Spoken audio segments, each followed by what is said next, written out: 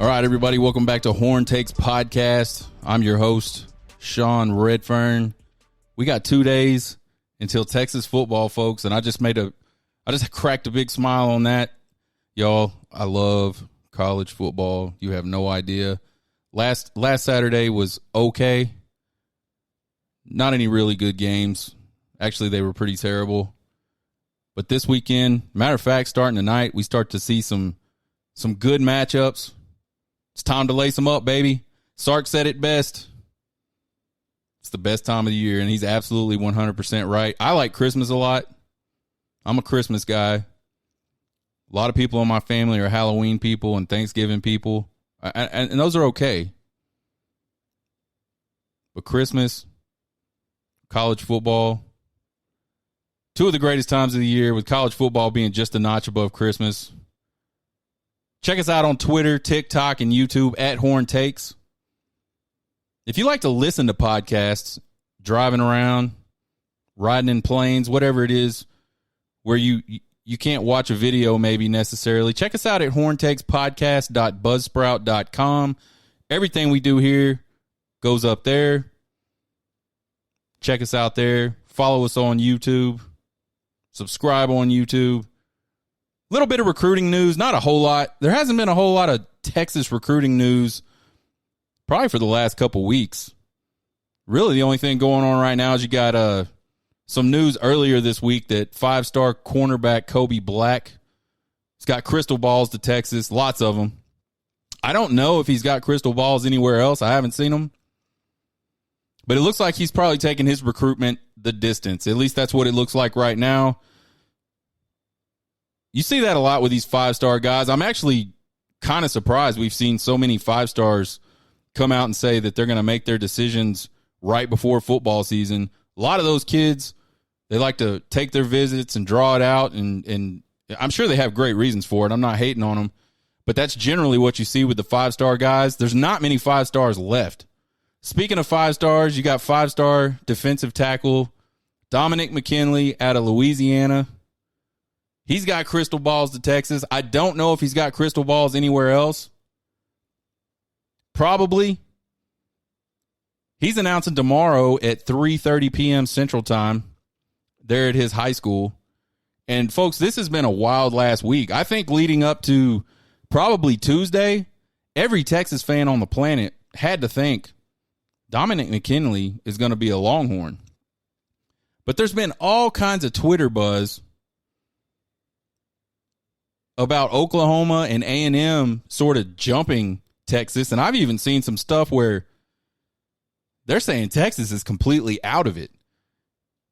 It just seems crazy. I saw an interview on Monday where a 247 recruiting analyst said something to the effect of, I talked to Dominic yesterday or the day before, or sources maybe. He knew where he wanted to go a month ago. This is not a decision that he hasn't already made, and then Tuesday happens, and now nobody knows. And I think Texas fans are kind of sitting here, a lot of Texas fans are conceding it, but I've seen one guy say he thinks he might put a crystal ball in for Dominic McKinley, but I haven't seen one yet for another school. So I don't know. I don't even know who's in it. I mean, I think it's been Texas, LSU, A&M, Oklahoma, and Ohio State, I think, were kind of the top 5 schools that were really in the running for him. I have no idea what order it'll be. I'm going to be waiting tomorrow just to see what hat this dude grabs, or I don't know. Maybe he doesn't grab hats. Maybe he does T-shirts. I have no idea. We'll be checking it out. It's time for Big 12 predictions.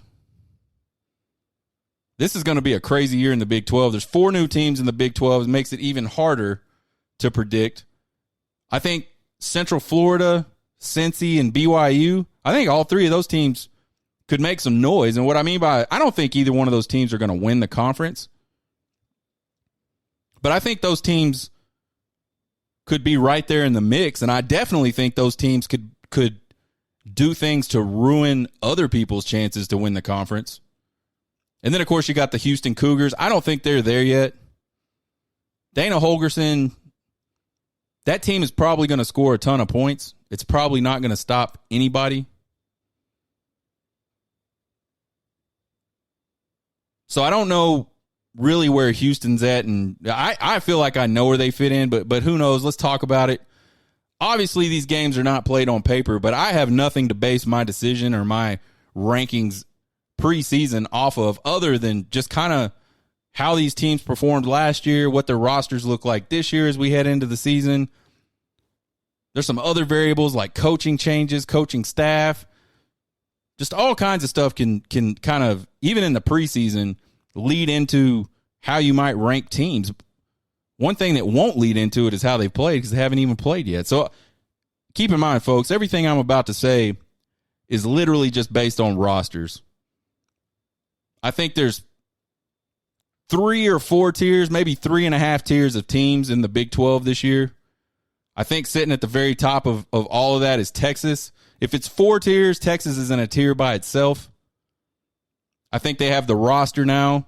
Sark has recruited 2 back-to-back top 5 recruiting classes. He's really filled needs for this team. He hasn't just recruited stars. He's been out there finding where this team is weak and getting guys in those positions, building depth in those positions, and it's all really quality talent. The coaching continuity is there for Texas. They've had only 2 coaches leave since Sark arrived on campus at Texas. And then I think the culture's there. You listen to all the reports out of fall camp and you watch the spring game and you just hear Sark talk. You hear the other coaches talk. You hear the players talk at media days and then their media availabilities throughout this fall camp. And those guys are locked in. You hear Sark talk a lot about, we understand it now. We're Texas. And one of the things I mentioned earlier this summer was I don't know that Sark gets that yet. Like, I don't know if he really understands what being Texas in the Big 12 and really being Texas just in the college football landscape really means. I think he understands it now. I think he saw and heard all the things that went down at the Big 12 media days. I think if that didn't kick it on for him, I know when he heard Brett Yarmark saying that Texas Tech needs to take care of business down at DKR this fall, it really clicked then. I think it probably did at the Big 12 media days. He gets it now. This team has a huge target on its back, and that target is even bigger now because you've got all of these national pundits talking about Texas is going to win the Big 12. You got some of these guys saying Texas is going to make the playoff. Really, really high expectations for this team in the media and around the college football world. So that target only gets bigger, and he gets it, and he says, you know what, team, we got to embrace that. We've got to go out and attack. We can't sit back and let people attack us. Let's go attack them. I think the team is embodying that culture. I hope we see it on Saturday. I hope we see it next Saturday in Tuscaloosa. But I got Texas sitting at the top, maybe in the 3.5 tier or the 4 tier. Definitely the 3.5 tier. The 3rd tier or the next tier down, I think this is where it kind of gets messy. I think there's a lot of good teams in here, and I think there's some stuff we don't know about some of these teams yet. But I think if you just look at their roster, you look at what their coaching staff has done, you look at what they did last season, I think that 2nd tier for me is TCU, Texas. This is no particular order at this point. TCU, Texas Tech, Kansas State, and Oklahoma. I know it's kind of crazy to have Oklahoma up there after just a really abysmal season for them last year, but they've got some good players on that roster. And this will be Brent Venable's 2nd year. If they can keep their quarterback, Gabriel, whatever his name is, if they can keep that guy healthy, he's pretty good. I don't think he's like a Heisman type guy, but he's pretty good. He can manage your offense for you.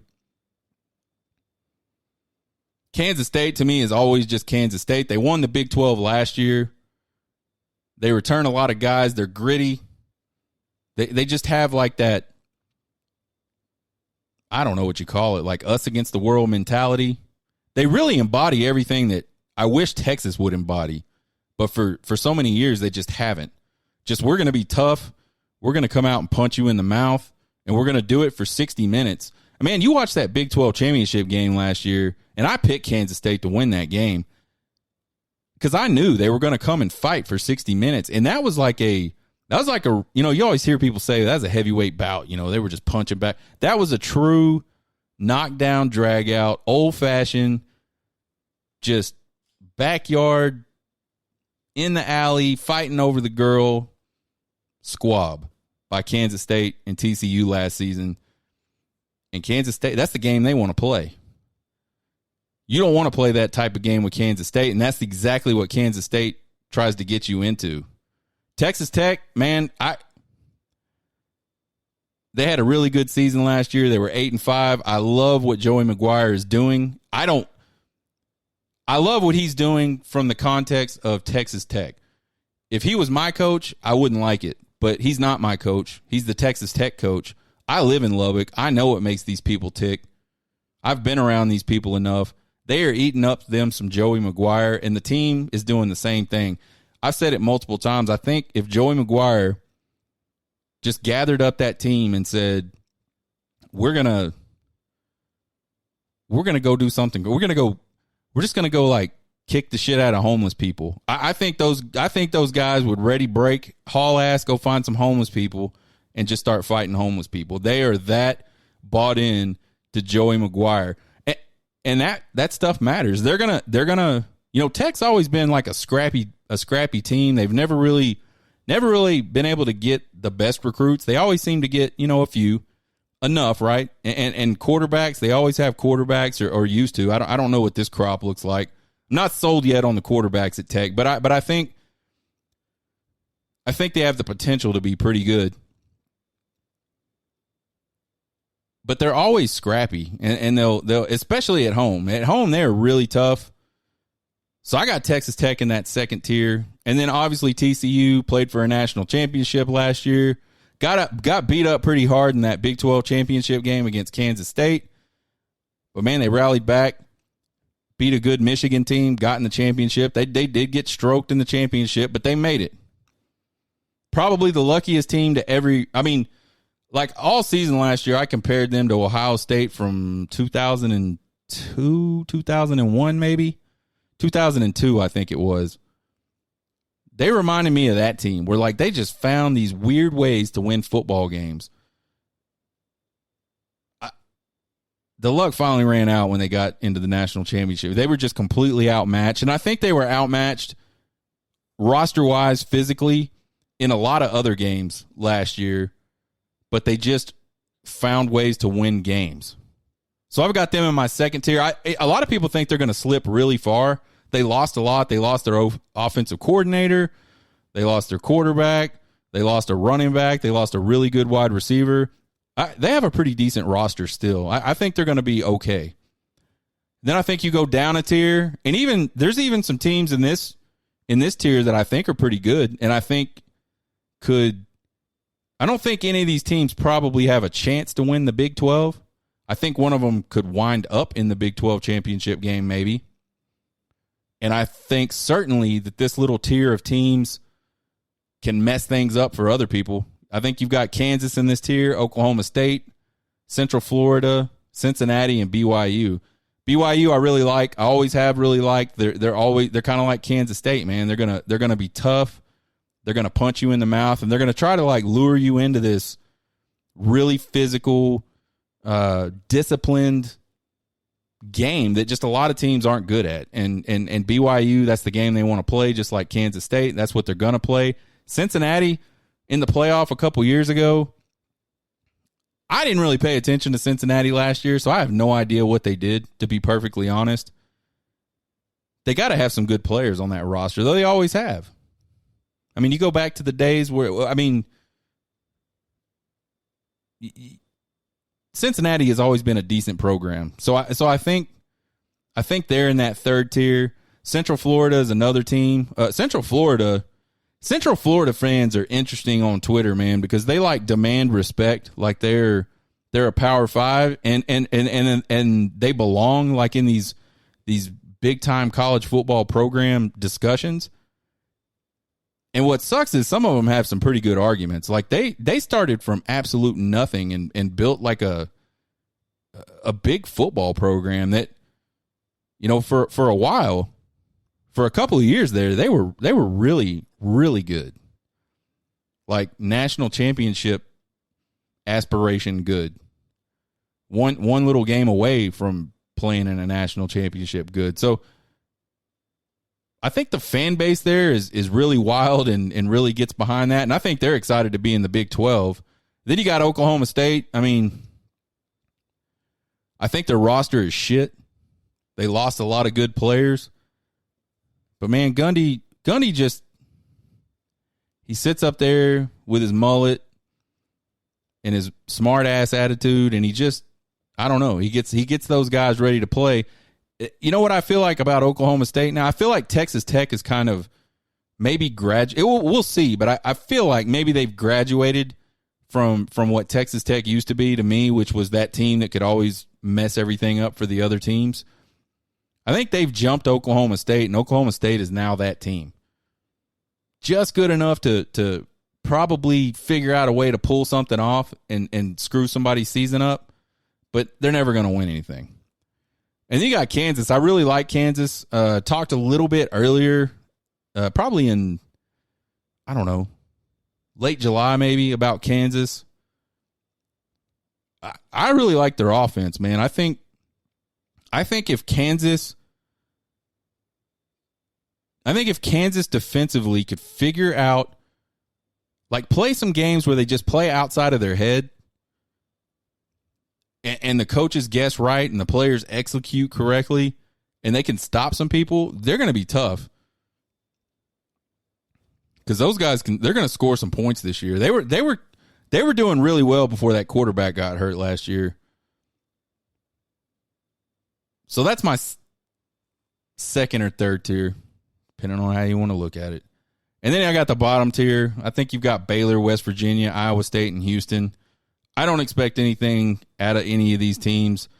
Iowa State was horrible last year, and they've lost like half their team because of gambling. So I really don't know if, you know, the 5-star culture there is gonna kick in time for all those new guys to be able to beat anybody. West Virginia was terrible last year. Baylor was okay. I just feel like there's too many good. I feel like Baylor's about to start getting beat up on like Baylor used to get beat up on back in the day. And then again, Houston, we talked about them a little bit. They're going to score a ton of points, but they're not going to stop a soul. I mean, Houston games against the right teams could end up being. We could see Houston score 40 points this season and lose games. That's how bad they are on defense. So the final standings, the final rankings for the Big 12 for us, we're going to go Texas, Oklahoma, Texas Tech, Kansas State, TCU, Kansas, Central Florida, Cincinnati, Oklahoma State, BYU, Baylor, Houston, West Virginia, and Iowa State. I think your Big 12 championship game this year is going to be Texas and Oklahoma. I think they're going to meet back up in Arlington for round 2. And I think Texas is going to win their second game against Oklahoma in 2023, win the Big 12, book it down. That's what it's going to be. Trace other games. So every week we'll look at 3 games that are interesting to me outside of the Texas game. And what I was doing last year was I would talk about these 3 games. I'd make a prediction on these 3 games. And then we come back the next show and see how well I did. And actually, not to toot my own horn, and I'll probably do terrible this year. It's just Murphy's Law, right? It's just the way it go. But I did really good last year. I mean, I think I was batting over 800 on these deals last year on picking the winner and the loser. Florida at number 14, Utah. This one kicks off right after this show tonight. This was a good game last year. I think it was going to be a good game this year, and it still may be. Utah's a 4.5-point favorite. Saw yesterday Cam Rising's not going to play in this game. I don't know why. I didn't pay attention to why. And honestly, it could be a fake thing. I could be falling victim to like some fake shit on the internet. That's possible. I know the line didn't move a single bit after that announcement came out. So it could have been fake, or Vegas might have already known that Cam Rising wasn't playing and already had that baked into their line. I don't know. Utah was 10-4 last year in 2022. They had 2 wins over USC, including their second straight Pac-12 championship win. They had a close loss to UCLA and Oregon. So a pretty good season for Utah. I mean, Utah is, again, one of those programs that they just always are going to be tough. They're going to find a way to win some games. I think they really shocked the Pac-12 the last 2 seasons by winning that conference. Florida was 6-7 with a win over number 7 Utah in Gainesville to kick off 2022. Real close win. I believe it was 26-24. Tough thing for Florida is going to be breaking in a new QB. Anthony Richardson departed for the NFL. AR-15. I think was he the number 1 draft pick? I have no idea. I don't watch the NFL. I don't watch the draft. He was drafted he was drafted in the first round. I know that. You look at Florida last year, they played a lot of really close games. They only got thumped a couple times. And they played a lot of ranked opponents last year. UGA busted them up pretty good. And then in the bowl game against Oregon State, they got dump trucked, but they didn't have a lot of guys in that game. I know that's a shitty excuse, but that's college football today. You can't expect a team that's used to having X all season long show up with Y and have the same type of performance, especially against a team like Oregon State that nobody said they're not playing. So, prediction on this one, again, I think Vegas already knew Rising was going to be out, and they already factored that into their line. Florida is a really talented team. I mean, they're Florida. They're in one of the recruiting hotbeds. You know, Florida is one of the top recruiting states in the country. I think you look at it, it's California, Texas, Florida, Ohio State. You're starting to see Georgia and Alabama. Georgia and Alabama have really good players. I don't think they quite have the numbers that like Florida, or excuse me, I think I messed that up. Georgia and Alabama have really good recruits.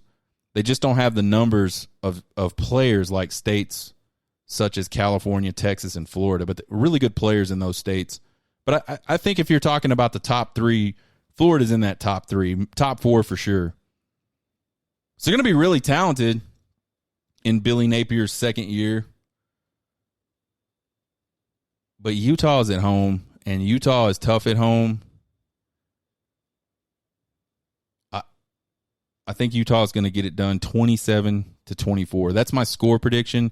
And by the way, when we say we were batting 800 on these things, I'm not talking about the score prediction. Y'all can't hold me to that. That's not fair. So don't even try. But we got Utah. So we'll see if Utah is able to get it done tonight. If it wasn't for LSU and Florida State playing on Sunday night, this game would be definitely the most talked about game this weekend. And it may be already. If you look at how much talk is going on about this game commensurate to the teams that are in this game, it's way overblown. Colorado at number 17, TCU. This game kicks off at 11 a.m. Central Time Saturday morning. TCU is a 20.5-point favorite. Colorado was 1-11 in 2022, and man, it was not a pretty 1-11. You know how, 1-11 sucks, right? But there's a universe where you could go 1-11 and maybe feel a little bit happy about yourself, maybe feel okay about yourself. You lost a lot of close games. You played some really good opponents really well for most of the game, and maybe the game got away from you late. That's not what happened to Colorado last year. Colorado absolutely just got clown stomped last year. every single game, basically. Just a really rough year for Colorado football. Coach Prime comes in, gets the job, guts the roster. I think last time I read, it was 58 players that rolled over, maybe 63, something around, just an insane amount.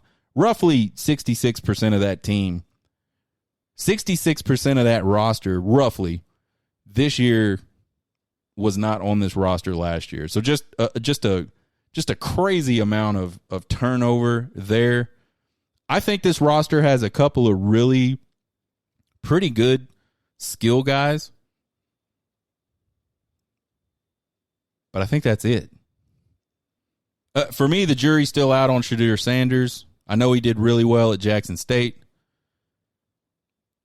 Jackson State is not D1 football, like legit D1 football. I mean, I think you talk all the time about, you know, the speed of the game, how the speed of the game changes from high school to college, no matter what level of college that you go to. I think the speed of the game for Shedeur Sanders is about to be different by a lot. I think it's going to take him a while. I think he's talented, but I think it's going to take him a while to get used to the speed of the game at this level. I think this roster is really, really weak in the trenches. And if you listen to me at all, folks, you know how important I feel like the trenches are.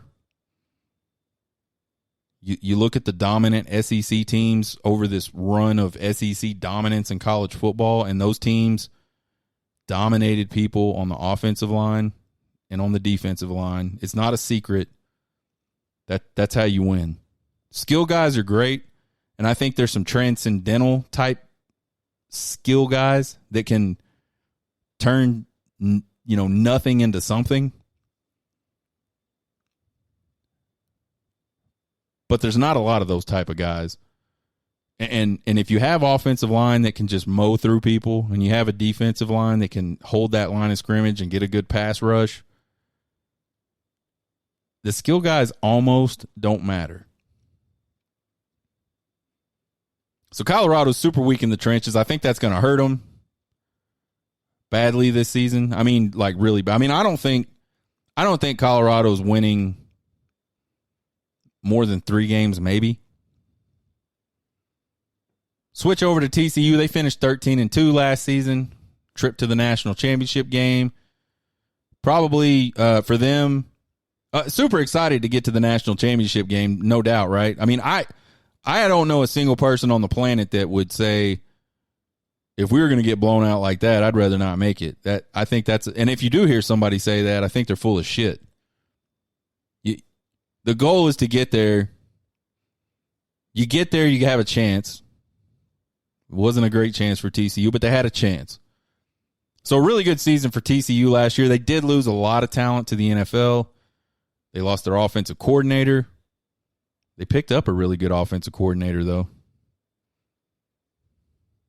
Kendall Briles coordinated some really, really good offenses at Baylor. I think he was at Arkansas last. Did some good stuff there with KJ Jefferson.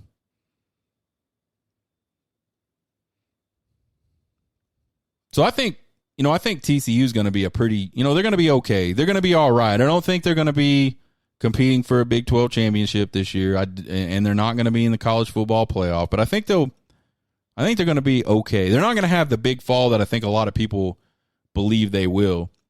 TCU's at home at this one. I think TCU turned CU over a bunch. We just talked about Shedeur Sanders. He's not ready for what he's about to see. He has not seen what he's about to see. And he's not seeing it in practice because Colorado doesn't have those type of players on the defense. So I think TCU is going to turn him over a bunch, and they're going to win this game 38-17. So we got Utah so far. We got TCU against CU. Now let's talk about the big one. You got number 5 LSU at number 8 Florida State. They're playing in Orlando. This one kicks at 6:30 p.m. Central Time Sunday. LSU is a 2.5-point favorite in this one. This is a rematch of last year's early season game where FSU was able to pull it out 24-23 down in New Orleans. Both of these teams were 10-win seasons last year. And on LSU, you talk about LSU, I don't think a lot of people thought Brian Kelly was going to walk into LSU first season, have a 10-win season, win the SEC West. I don't think a lot of people thought that. I don't think he probably thought that. There's some talent on that roster. FSU lost 3 in a row in sort of the middle of the season last year and then rattled off 6 or 8 to end the season. So they finished really, really strong. They have a good roster. I was talking about wide receivers and really tall wide receivers, and I couldn't remember the team. I think it's Florida State has a kid that's like 6'6", 6'7", that plays wide receiver, and I just don't know how you defend that. I almost just feel like you could just throw the ball to that guy way up in the air every single play, and it's almost indefensible. I don't know. We'll see. LSU had losses to Florida State last year, which didn't turn out to be that bad of a loss. I think at the time you looked at it and you went, ugh, that's probably not good. I think the one last year that LSU fans really wish they had back was the A&M game. A&M just freaking jumped on LSU in College Station. And LSU never could dig back out of it. And then they had blowout losses to Tennessee and Georgia. A lot of people had blowout losses to Tennessee and Georgia. I don't think that's an indictment of a team. Again, they did win the SEC West. It was on tiebreak, but they did it. My prediction for excuse me. My prediction for this game. Well, first I'll ask you guys a question. Could the weather play a factor in this game? I know that hurricane went through there. I know Orlando got a lot of rain, and it's an outdoor facility. It's an outdoor stadium they're playing in. It's probably like a professional type stadium that drains really well. And I saw the weather for the game. It's supposed to be like 89 degrees and sunny, maybe partly cloudy. So I don't know. It'll be interesting to see if that field is a little mushy. I think if that field is a little mushy, I think that favors LSU. I just feel like LSU is probably built more to be in a game like that where you kind of have to run the ball. Maybe it's slick. I don't know. We'll see what happens. It's probably not going to matter at all. I look at both these teams at number 5 and number 8, and I think they're both like highly overrated. I think they're both really good teams. They're definitely like top 15 teams, top 15 teams for sure. Maybe one of them in the top 10, number 11, 12, somewhere around in there. I don't think these are 2 5 and 8 teams. But I think I like LSU a lot more than I like Florida State. I think LSU is going to win this game by a couple of scores. I think LSU is going to win it 31-21 in Orlando. They're going to get revenge over Florida State and really get some momentum early in the season to kind of, I don't know what you'd call it, live up to that hype that they've got going on right now. So there's our Trace other games and our predictions for those Trace other games. Rice Owls prediction time, folks. It's the game we've all been waiting for all offseason. The Rice Owls. Texas is a 35.5-point favorite in this game. Rice has got 15 returning starters. So this is an experienced Rice team. And I think, all bullshitting aside, I think this team has some pretty good skill guys. And I think they're led by got to be the oldest college quarterback since the dude in Necessary Roughness, JT Daniels. This will be his third time playing in Darrell K. Royal, and for his third different team. And this is his fourth team over. This guy played at Darrell K. Royal for USC. He played in Darrell K. Royal for West Virginia. He's going to come in Saturday with Rice, and he was at Georgia for a while. I don't even know how that's possible. But JT Daniels has not fared well in his previous 2 attempts at winning games in Darrell K. Royal. He has lost those games. And he just hasn't thrown the ball well. He hasn't even thrown for 100 yards in 2 games. So not only has he not done well, he's been pretty terrible in those games. Whether that's on him or not, I couldn't tell you. But he's really kind of sitting on the shit end of the stick in this one, because this one is going to be, this is the type of game where you look at it and you say, Texas is just physically better in the trenches. They're physically better offensively, defensively, everywhere. This is the type of game Texas should just line up and run right over the top of Rice. The trench warfare will be the huge difference in this game. Our prediction for this game, Texas gets the win, no doubt. But they're going to win this one 52-10, folks. That's going to be it. 52-10 for Texas. I just think they're too strong in the trenches. Check us out Tuesday. We'll do recruiting updates. We'll find out. We'll talk about where Dominic McKinley ended up. I don't know, man.